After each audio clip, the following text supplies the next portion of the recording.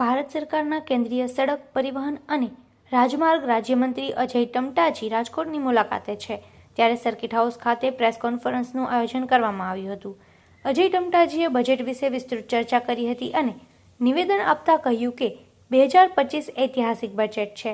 દેશના સર્વાંગી વિકાસ સાથે જ ગુજરાતને પ્રગતિશીલ બનાવવા માટેનું બજેટ છે. તેમણે બજેટને ભારતના આર્થિક વિકાસ સાથે જ ગુજરાત राज्य ने नवा अवसर आपतु बजट गणाव्યું છે. देखिए, जो भी हमारे टोल होते हैं और माननीय गडकरी जी ने भी इस बात को बार बार ही कहा है, विशेष रूप से हमने माननीय गडकरी जी ने जो बोला है कि हर 7 किलोमीटर में एक टोल होना चाहिए, मगर कभी कभी किसी टोल के बीच में एक्स्ट्रा वर्क करना पड़ता है. और जब एक्स्ट्रा वर्क करना पड़ता है, या चाहे वहाँ पर को हमको कोई रेलवे के नीचे का ऊपर का हमको एलिवेटेड रोड बनाना है, कुछ भी काम होता है तो हमको तब उसमें आवश्यकता अनुसार टोल लगाना पड़ता है. वैसे और टोल का वैसे भी पर किलोमीटर पर व्हीकल होता है, चाहे वो ट्रांसपोर्ट व्हीकल है, चाहे वो छोटी प्राइवेट गाड़ी है. तो इस कारण से टोल में ऐसा हम कह नहीं सकते. मगर आपने बोला है, अभी हमारा NH का कोई अधिकारी था, हाँ, कौन सा वाला टोल, वो वाला टोल की बात कर रहे थे? सर, ये यहाँ से राजकोट से उपलेटा में वो दो अलग अलग हाईवे है. एक हमारा जयपुर से पोरबंदर हाईवे में एक टोल है और राजकोट से जयपुर में 2 टोल है. मतलब यहाँ से जयपुर का भी फिर क्या है, उनका रेस्पेक्टिव लेंथ ही टोल लेते हैं केवल. उसी रेस्पेक्टिव लेंथ. टोल की जो लेंथ होती है, मैंने आपको बताया, पर किलोमीटर पर व्हीकल होता है. अगर टोल 60 किलोमीटर से पहले लगेगा तो वो उतना ही टोल लिया जाएगा. टोल का ऐसा नहीं है. मगर अभी हमारी बहुत सारी नई और टेक्नोलॉजी आ रही है. आपके थोड़ा सा जो स्थानीय लोग होते हैं तो उनको उस टोल के कारण से थोड़ा सा दिक्कत होती है. यही एक समस्या बार बार आती है. जो टोल के 5-7-10 किलोमीटर इधर रहते हैं, 5-7-10 किलोमीटर उधर रहते हैं, तो उसके लिए भी लोकल पास की प्रोविज़न हमारी व्यवस्था है. थोड़ा सा उन लोगों की जानकारी में भी ये आ जाए कि वो पास अपना बनवा लें तो उनको वो कष्ट नहीं है. कल से आंदोलन भी दिखाने वाले हैं. हमारे यहाँ पे गोंडल के पास एक जयपुर के पास टोल नाका है. सारे व्यापारियों कल से आंदोलन करने वाले हैं टोल नाका. नहीं, आंदोलन के 17 किलोमीटर में काफी सारे रजूआत थी. 17 किलोमीटर में 2 टोल टैक्स है. वो एक ही नेशनल हाईवे पड़ता है और 17 किलोमीटर में एक बरौनी पड़ता है और दूसरा जो है पिठड़िया पड़ता है. वो दोनों के बीच में जो डिस्टेंस है वो 35 किलोमीटर का है. कल से सारे व्यापारी भी आंदोलन करने वाले हैं. काफी सारी रजूआत भी की है. मगर 2 टोल आप 17 किलोमीटर में नहीं होंगे, 35 किलोमीटर में. 17 हाँ, तो वो टोल का जो डिस्टेंस है ना, वो डिस्टेंस हाफ और हाफ डिसाइड होती है. टोल जहाँ पर रहता है उसके टोल के आसपास हाफ और हाफ डिसाइड रहता है. उसमें ऐसा कोई नहीं. अगर वो टोल अगर आ भी रहा होगा तो उसका पैसा कम पड़ेगा. और उसको अगर कोई बहुत कन्वेंस करना होगा तो मेरे अधिकारी जाकर के उनको कन्वेंस करेंगे. और जो भी अगर कोई व्यापारी भाई लोग हैं तो आंदोलन करने से ज़्यादा अच्छा है कि मैं आज ही भिजवा देता हूँ पत्रकारों के माध्यम से. सर, राजकोट से पोरबंदर के बीच 6 लेन का भी काम चल रहा है.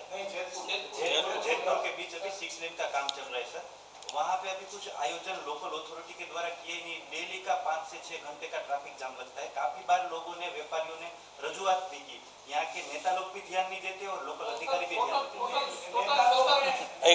देते. एक बात देखिए, आपकी बात भी आ जाए और मेरा उत्तर भी आ जाए.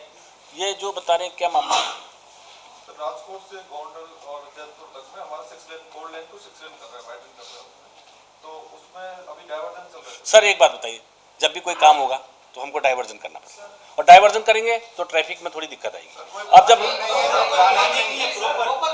प्लानिंग नहीं है, डाइवर्जन जो होना चाहिए वो है नहीं. जिस गति से काम चलना चाहिए उस गति से तो नहीं चल. ठीक, आप सीधे बोलिए. नहीं, एक मिनट में सर, पहले इनका उत्तर दे दूँ. आपका कहना है कि डाइवर्जन भी ठीक है, मगर जो पोरबंदर वाली रोड का काम जिस तेज गति से चलना चाहिए उस तेज गति से नहीं चल रहा ना, इतना ही है ना. डाइवर्जन और सर्विस रोड बरोबर नहीं है सर. हमारे सांसद और हमारे MLA वो भी फंस जाते हैं कई बार. उनको भी ये ट्रैफिक का सामना करना पड़ता है. 3 घंटे 4 घंटे और वो एक करके आप विषय करो. एक किलोमीटर में अगर आप शाम को 6-7 बजे जाएंगे तो 3 से 4 घंटे आपको लगेगा. डेली होता है. आपने बोला है कि जो डाइवर्जन भी प्रॉपर नहीं है और काम में तेज गति भी नहीं है, और आपने बोला है कि वहाँ आम जनता भी फंसती है और सांसद और विधायक भी फंसते हैं. तो हम भी तो आम जनता के ही व्यक्ति हैं. जब जाम फंसेगा तो सभी लोग फंसते हैं, ऐसा कोई बहुत प्रॉब्लम नहीं है। आपकी काम की उस रोड की काम की स्पीड तेज नहीं है, इतना ही है।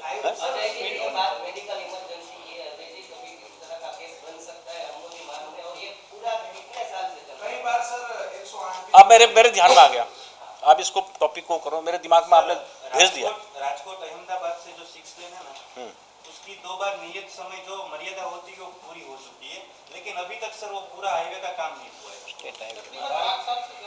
5 साल से ज्यादा। एक मिनट, एक बार में एक बात पूछोगे तो बहुत मेरे को भी दिक्कत नहीं होगी।